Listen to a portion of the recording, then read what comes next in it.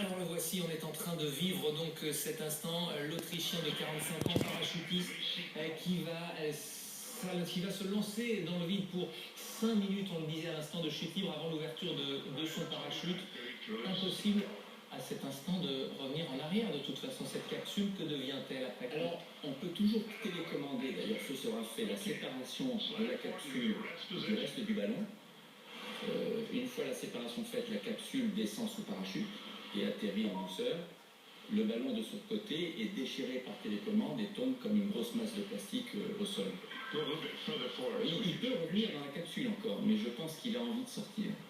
Après 5 ans, on le disait, de préparation physique, préparation mentale, préparation scientifique, Felix Baumgartner, cet Autrichien, qui a donc vérifié tous les derniers paramètres qu'il avait sur ces petits papiers, vous les voyez devant la porte de sa capsule, cette checklist dont nous parlait à l'instant Jean-François Clairvoy.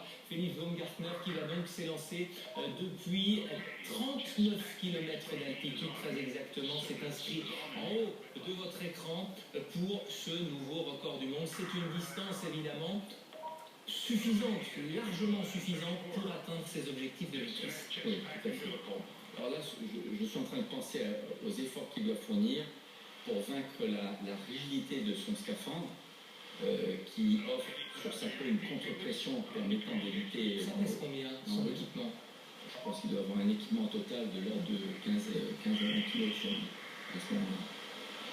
15 à 20 kilos pour de bons abdominaux afin effectivement de se projeter. On l'a vu faire un petit signe avec le pouce, ça veut dire que tout va bien, tout se passe correctement au moment où il parle. Et il va ressentir un état d'apesanteur total et le dernier point de contact physique avec sa capsule va définir les conditions initiales d'un mouvement de rotation lente sur lequel il ne pourra absolument rien faire. Il n'a aucun appui extérieur et on va le voir probablement tout doucement rentrer dans une rotation qui ne posera aucun problème évidemment puisqu'il est quasiment dans le vide.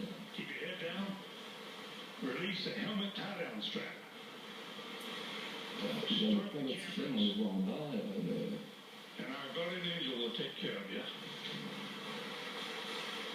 C'est vraiment une sortie dans l'espace, comparable à celle que tous mes collègues font depuis la Station Spatiale Internationale.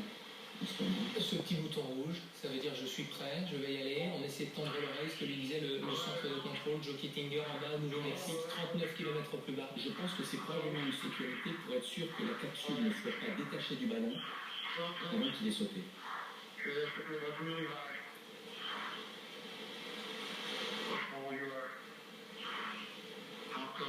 Il va réaliser un peu un fantasme que j'ai toujours eu d'astronaute, de rentrer à pied de l'espace. C'est parti, Jean-François Clairvoy.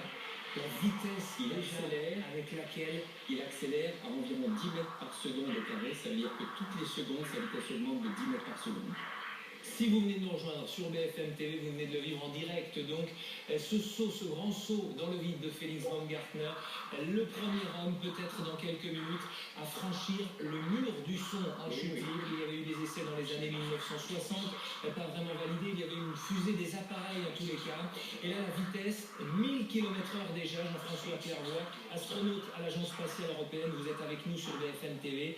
On est dans quelques secondes seulement. Il est sonné, pardon, il est sonné. Il est au-delà de la vitesse du son.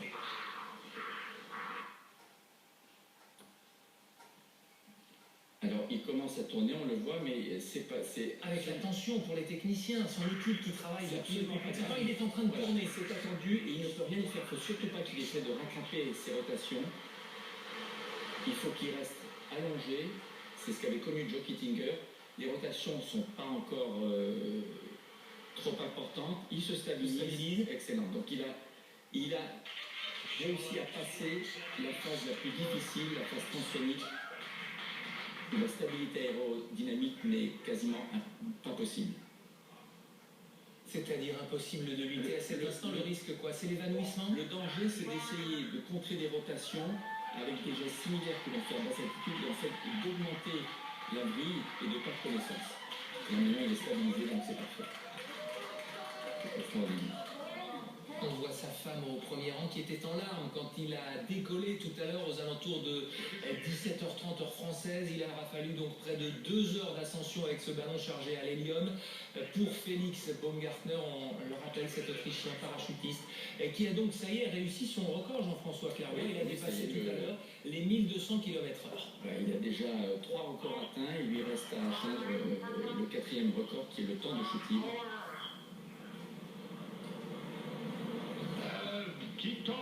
Il a l'air bien stabilisé et ce sera à lui d'ouvrir son parachute principal pour que le record soit homologué. On voit qu'il lui reste une bonne réserve d'oxygène. Il respirait assez rapidement tout à l'heure. Toujours pas. Est-ce que c'est lui qu'on entend? On entend Joe Kittinger qui dirige un petit peu la station de contrôle. Est-ce que c'est lui qu'on entend? Joe Kittinger, c'est plus un conseiller. Ah si, bien sûr. Cet homme à gauche, on le rappelle, si vous nous rejoignez sur BFM TV, qui avait tenté le même saut en 1960, l'épouse de Félix Baumgartner, qui est donc en pleine chute libre, à peut-être 10 000 km désormais de la Terre. Il vient de s'élancer il y a 3 minutes, 3 secondes très précisément, depuis 39 km d'altitude. Il vient d'entrer dans l'histoire, puisqu'il est devenu le premier homme à franchir le mur du son en chute libre. Quels vont être ces prochaines minutes, quel va être son programme alors qu'il doit désormais ouvrir son parachute dans 2 minutes? Ça se fait automatiquement ou c'est lui qui doit l'ouvrir? C'est lui qui va l'ouvrir. Il va se stabiliser à une vitesse d'équilibre de l'ordre de 200 km/h et à 1000 ou 2000 mètres, je ne sais pas ce qu'il avait prévu, il ouvrira son parachute. Il est encore très haut, donc il lui reste au moins 3 minutes de chute. Je pense à mon ami français Michel Fournier, qui sera en direct avec nous tout à l'heure évidemment, qui a l'équipement prêt pour réaliser le même saut à environ 40 km d'altitude et qui doit regarder celui-ci avec beaucoup d'attention. Après plusieurs tentatives passées et à venir, puisque vous êtes partie prenante dans ce projet, est-ce qu'un jour des Français viendront donc battre, alors il n'a pas été homologué, mais ce sera sans doute le cas, ce record de Félix Baumgartner? Là c'est le parachute. Il ouvre le parachute. Alors il ouvre quand même très tôt, c'est quand même c'est un record homologué puisque Joe Kittinger n'a pas ouvert son parachute, encore une fois c'est son secours qui s'est ouvert automatiquement. Est-ce qu'on a l'altitude? Ce serait intéressant de savoir puisque les statistiques, le programme en tout cas, si on peut dire ça comme ça, prévoyait 5 minutes de chute libre. Là, il y en a eu un petit peu plus de 4 minutes. L'image que vous voyez en direct en ce moment sur BFM TV est filmée depuis la Terre avec les appareils qui sont utilisés également pour la NASA. Vous nous le disiez tout à l'heure, pour suivre les navettes qui sont envoyées. L'image a changé. Oui, ce sont des télescopes, des vidéos munis de télescopes qui permettent de voir jusqu'à de très haute altitude beaucoup de détails que la NASA utilise effectivement pour suivre la navette spatiale pendant sa montée vers l'espace le plus longtemps possible.